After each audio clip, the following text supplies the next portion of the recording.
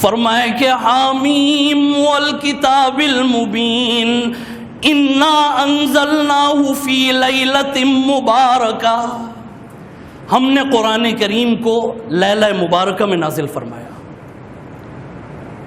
اب یہ ہے وہ ذرا سا ایک علمی اختلاف کہ جو ابھی کا نہیں ہے، بلکہ آپ سمجھ لیجئے کہ تابعین اور تبع تابعین سے چلا آ رہا ہے، لیکن یہ کوئی ایسا اختلاف نہیں ہے خدا کی قسم کہ جس میں ہم الجھ کر اور بحث مباحثہ کر کے اس رات کی فضیلت سے محروم ہو جائے۔ اس آیت کی تفسیر میں علماء مفسرین کے دو گروہ ہو گئے۔ ایک گروہ نے تو یہ کہا کہ حامیم والکتاب المبین انا انزلناہ فی لیلۃ مبارکہ، ہم نے قرآن کریم کو لیلہ مبارکہ میں نازل فرمایا۔ کچھ مفسرین کی رائے یہ ہے کہ اس سے مراد جو ہے وہ لیلۃ القدر جو رمضان کے اندر آتی ہے، 21ویں، 23ویں، 25ویں، 27ویں اور 29ویں، ایک رات ان میں سے ہے۔ تو بعض مفسرین کی رائے یہ ہے کہ اس سے مراد وہ رات ہے، لیکن کچھ کی رائے یہ بھی ہے، جو پہلا جو طبقہ ہے علماء مفسرین کا، انہوں نے کہا کہ اللہ نے سورۃ القدر میں بھی یہ فرمایا ہے، فرمایا کہ انا انزلناہ فی لیلۃ القدر وما ادراک ما لیلۃ القدر، ہم نے قرآن کریم کو لیلۃ القدر میں نازل فرمایا۔ ان کو سمجھ نہیں آ رہا کہ 25ویں سپارے میں اللہ تعالیٰ فرما رہے ہیں ہم نے قرآن کو لیلہ مبارکہ میں نازل فرمایا، اور 30ویں سپارے میں سورۃ القدر میں اللہ تعالیٰ فرما رہے ہیں ہم نے قرآن کریم کو لیلۃ القدر میں نازل فرمایا۔ الجھ گئے، لیکن بات الجھنے والی نہیں ہے۔ اس آیت کا ایک ٹکڑا خود یہ بتا رہا ہے، سورہ دخان کا اللہ تعالیٰ اس آیت میں فرما رہے ہیں کہ فیہا یفرق کل امر حکیم، اس رات میں بڑے بڑے پرحکمت اور بڑے بڑے فیصلے کیے جاتے ہیں۔ تو آپ کیا سمجھتے ہیں کہ نزول قرآن کا فیصلہ کائنات کے اندر اور عرش عظیم میں اس سے بڑا اور فیصلہ کیا ہوگا کہ آخری کتاب قرآن کریم جس نے پچھلی تمام کتابوں کو منسوخ کر دیا، اللہ تعالیٰ اس کے نزول کا فیصلہ فرما رہے ہیں۔ ابھی نازل نہیں کیا، ابھی حضور کے قلب مبارک پر نازل نہیں ہوا، ابھی جبریل امین کے پاس بھی نہیں آیا، بلکہ صرف اللہ نے فیصلہ فرمایا ہے۔ اور وہ فیصلہ کب کیا؟ شعبان کی 15ویں رات کو۔ قرآن کریم 3 درجوں اور 3 منزلوں سے گزر کر کتاب کی صورت میں ہمارے سامنے موجود ہے۔ پہلا درجہ اور پہلی منزل جب اللہ نے فیصلہ کیا کہ اب ہم قرآن کریم نازل کریں گے، وہ فیصلہ کب کیا؟ علماء مفسرین نے لکھا ہے اور بڑے بڑے اکابرین بھی اس طرف گئے، فرمایا کہ وہ شعبان کی 15ویں رات لیلۃ البراءت اور لیلہ مبارکہ کی رات میں اللہ نے یہ فیصلہ کیا ہے کہ اب ہم قرآن کریم نازل کریں گے۔ دوسرا درجہ لوح محفوظ سے آسمان دنیا پر اترا ہے، پورا کا پورا قرآن کریم دفعتاً واحدہ کی صورت میں ایک مرتبہ نازل ہوا، اور وہ رات ہے رمضان کی آخری عشرے کی طاق راتوں میں سے ایک رات، لیلۃ القدر کی رات۔ لیلۃ القدر کی رات میں یہ پورا قرآن شریف جو ہے لوح محفوظ سے آسمان دنیا پر آیا ہے، اور وہ ایک رات ہے جس کا ذکر قرآن کریم میں موجود ہے، وہ رات ہے لیلۃ القدر کی جو رمضان کے اندر آتی ہے۔ اور تیسرا درجہ اور تیسری منزل، آخری درجہ یہ ہے کہ جب حضور اکرم صلی اللہ علیہ وسلم جو ہے ان پر پہلی وحی نازل ہوئی، اقرأ بسم ربک الذی خلق، غار حرا کے اندر، وہاں سے لگا کے 23 سال کی مدت میں حسب ضرورت حسب موقع بقدر ضرورت مکہ کے راستے میں مدینہ کی طرف روانہ ہے. وہاں پر جتنا بھی قرآن کریم نازل ہوا ہے 23 سال کی مدت میں یہ ہے تیسرا درجہ اور تیسری منزل. اب آپ بتائیے کیا اختلاف ہے اس میں؟ اور جو سب سے بڑی بات، ایسے بھی لوگ موجود ہیں کہ جنہوں نے بالکل سرے ہی سے اس رات کا انکار کر دیا.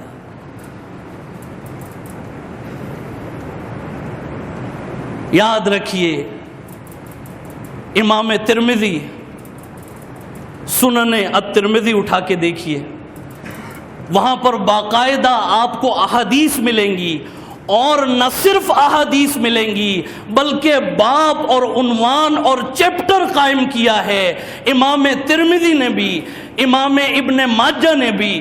اور کیا؟ باب ما جاء فی لیلۃ النصف من شعبان عنوان قائم کیا. یہاں سے یہ پتہ چل رہا ہے کہ ان محدثین کا بھی یہ ایمان اور یہ عقیدہ تھا کہ یہ رات جو ہے یہ محتم شان رات ہے. دوسری بات یہ، اگرچہ احادیث جو موجود ہیں وہ سند کے اعتبار سے کمزور ہیں، اس کو ماننے سے کسی کا بھی انکار نہیں، اور سند کے اعتبار سے کمزور ہونا اس کا یہ مطلب تو نہیں ہے کہ وہ قابل عمل نہیں ہے. اور یہاں سے یہ بھی ذرا سے سن لیجئے کہ ہم جو کہتے ہیں کہ یہ حدیث ضعیف ہے، سند کے اعتبار سے کمزور ہے اور یہ ہے اور وہ ہے، اس کا مطلب کیا ہے؟ اس کا مطلب یہ ہے کہ جو روایت کرنے والے ہیں اس حدیث کو، ان میں ایک یا ایک سے زیادہ ایسے موجود ہیں کہ جن کا حافظہ جو تھا وہ قوی نہیں تھا، مضبوط نہیں تھا، یادداشت کمزور تھی، اس لیے اس کو ضعیف کہہ دیا جاتا ہے. لیکن کیا ضعیف جس کا حافظہ کمزور ہو، آپ کیا سمجھتے ہیں کہ وہ خدا نخواستہ کیا جھوٹ بولے گا؟ بہت سارے مسلمان ہیں حافظہ کمزور ہیں لیکن وہ جھوٹ تو نہیں بولے گے. لیکن محدثین کا یہ فیصلہ ہے، متفقہ فیصلہ، غور سے سنیے گا، کہ اگر کوئی حدیث کمزور ہو، ضعیف ہو، اور کوئی راوی اس میں جو ہے عقل کے اعتبار سے، حافظے کے اعتبار سے کمزور ہو، لیکن اور طرق سے وہ حدیث مروی ہو اور صحابہ کرام اس کو نقل کر رہے ہوں، تو اس حدیث کا ضعف اور اس کا ضعف جو ہے، اس کی سند کے اندر جو کمزوری ہے وہ دور ہو جاتی ہے. کوئی بات آ کے یہاں پر بتائی جائے، آپ بھی بتائیں اور دوسرا بھی آ کے بتا دے، تیسرا بھی، تو پھر اعتماد حاصل ہو جاتا ہے. اس رات کے حوالے سے غور سے سنیے گا، 17 صحابہ کرام رضوان اللہ علیہم اجمعین ایسے ہیں جن میں حضرت علی کرم اللہ وجہہ بھی ہیں، جس میں حضرت عائشہ صدیقہ رضی اللہ تعالیٰ عنہ بھی ہیں، جس میں اسامہ بن زید رضی اللہ تعالیٰ عنہ بھی ہیں. 17 صحابہ کرام سے اس رات کے بارے میں احادیث موجود ہے. باقاعدہ امام ترمذی نے، امام ابن ماجہ نے اور بھی دوسروں نے احادیث کی کتابوں میں باب قائم کیے ہیں. جب یہ بات سمجھ میں آ گئی، بس یہ ذرا سا ہے کہ یہ اس رات میں کسی بحث اور مباحثے میں نہ پڑیے گا. کوئی مانتا ہے مانے، کوئی نہیں مانتا نہیں مانے، لیکن یہ کہ یہ ایک علمی تجزیہ آپ کے سامنے آ گیا جو ہمیشہ یاد رکھیے گا. فیہا یفرق کل امر حکیم، اس رات میں بڑے بڑے فیصلے کیے جاتے ہیں. کیا فیصلے ہیں؟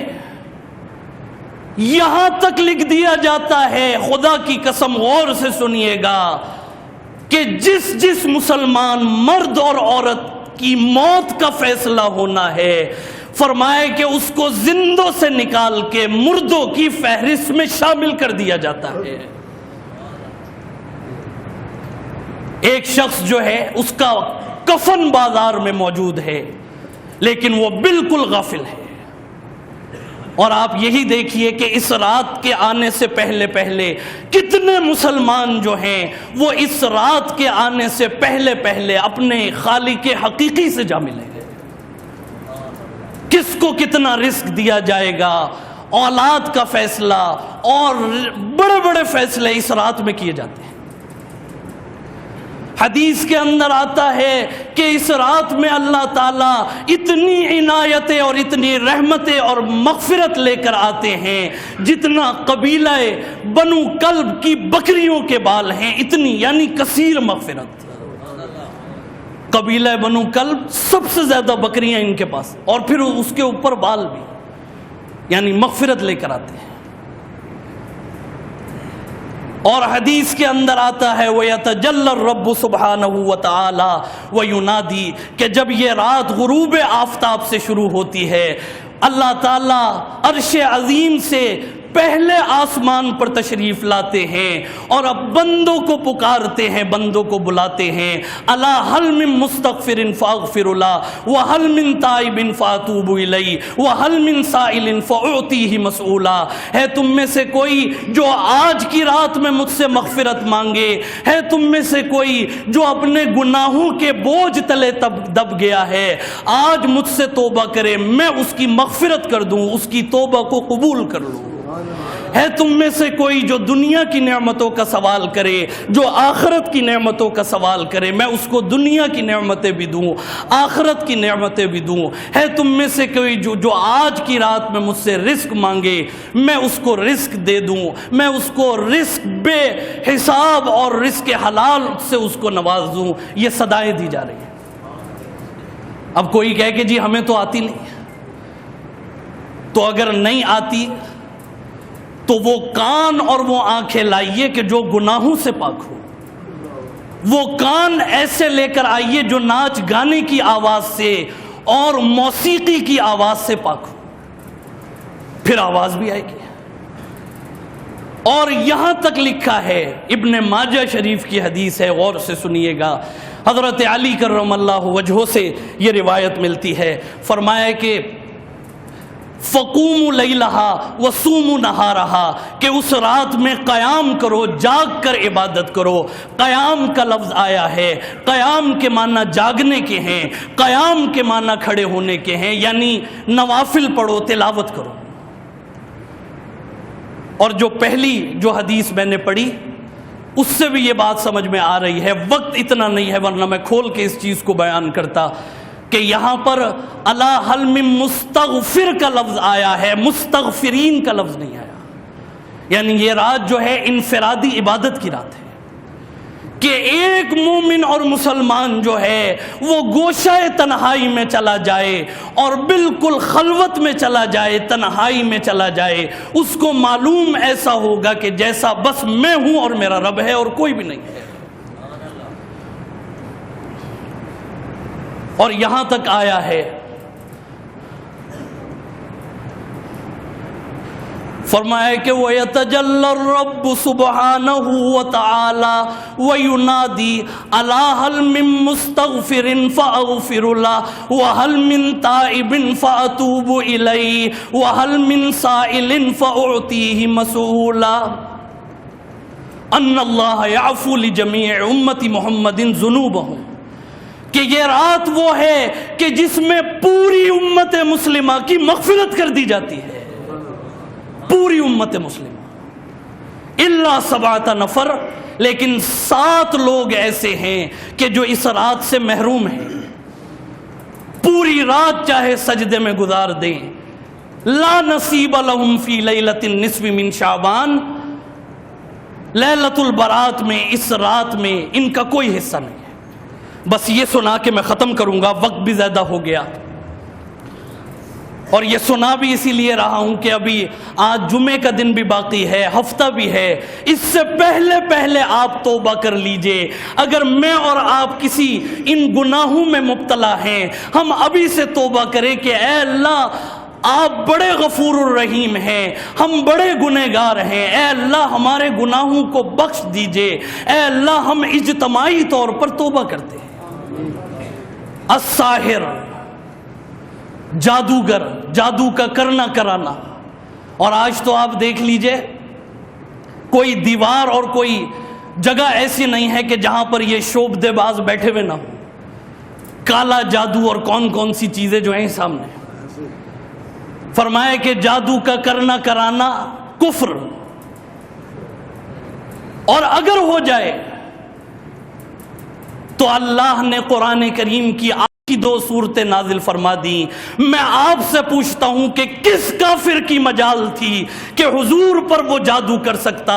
اللہ نے قیامت تک آنے والی امت کو یہ پیغام دینے کے لیے اپنے نبی کے اوپر یہ ایسی صورت کروائی جادو کی، اور اس کا توڑ بھی نازل فرما دیا، اور قیامت تک آنے والی امت کو یہ پیغام دے دیا کہ دیکھو اگر یہ جادو کی صورتحال سے تمہیں گزرنا پڑے تو کسی پیر اور کسی مولوی اور کسی عامل اور کسی یہ شعبدے باز کے پاس جانے کی ضرورت نہیں ہے، بلکہ پورے ایمان سے آخر کی 2 صورتوں کی تلاوت کرو۔ کتنا ہی بڑا جادو ہو، اللہ تعالیٰ اس کو نسیہ منسیہ فرما دیں گے۔ والنمام، دوسرا شخص کون سا محروم ہے؟ چغل خوری کرنے والا، پیٹھ پیچھے باتیں کرنے والا۔ یہ دیکھیے کتنا عام مرض ہے۔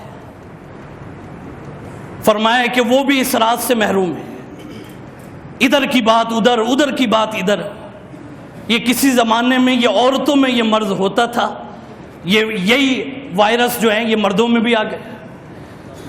اس سے بچنا چاہیے، یہ ہے ابھی سے توبہ کریں۔ والبطیل المشاہن، اپنے مسلمان بھائی کا دل کے اندر اس کے لیے کینہ رکھنا، بغض رکھنا۔ یہ بھی دیکھ لیجئے، کوئی آیا کھڑے ہو گئے، سینے سے لگا رہے ہیں، مل رہے ہیں، معانقہ کر رہے ہیں، چائے بھی پلا رہے ہیں، لیکن جیسے ہی وہ باہر گیا فوراً شروع ہو گئے یہ بھی کوئی انسان تھا، یہ بھی کوئی برائیاں شروع۔ یہ اس رات سے محروم ہے۔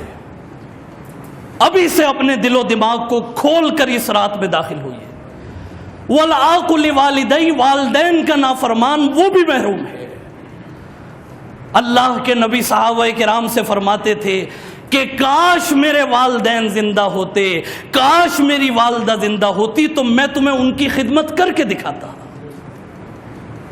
فرمائے کہ میں، اللہ کے نبی فرماتے ہیں کہ میں اگر نماز کی حالت میں ہوتا اور میں سورہ فاتحہ میں نے شروع کی ہوئی ہوتی اور میری والدہ نماز کی حالت میں مجھے پکارتی یا محمد، تو میں نماز توڑ کے جواب دیتا کہ جی اماں جان بتائیے مجھے کیوں بلایا۔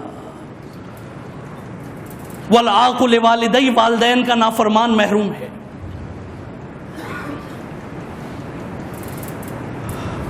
وشارب الخمر، شراب کا پینے والا، نشے کا عادی، وہ بھی اس رات سے محروم۔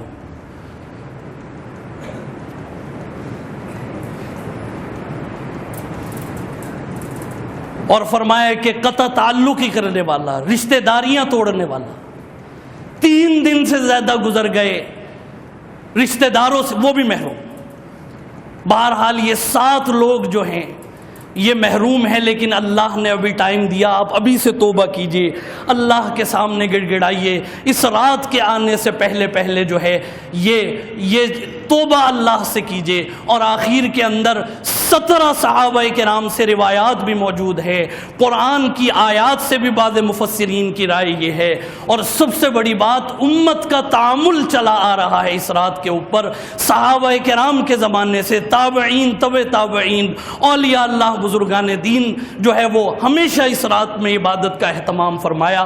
اور قبرستان جانا یہ بھی ثابت ہے۔ ایک رات جو ہے فقط رسول اللہ صلی اللہ علیہ وسلم جو ہے فرمائے کہ ایک رات آپ اپنے بستر مبارک پر موجود نہیں ہیں۔ حضرت عائشہ تلاش کرتی ہوئی نکلی، آپ جنت البقیع میں ہے، ہاتھ اٹھے ہوئے ہیں، آسمان کی طرف چہرہ ہے۔ فرمائے کہ آج کی رات میں جبریل امین آئے تھے اور انہوں نے کہا کہ آج آپ اٹھیے اور اپنے جنت البقیع والوں کے لیے، مرحومین کے لیے ایصال ثواب کیجیے۔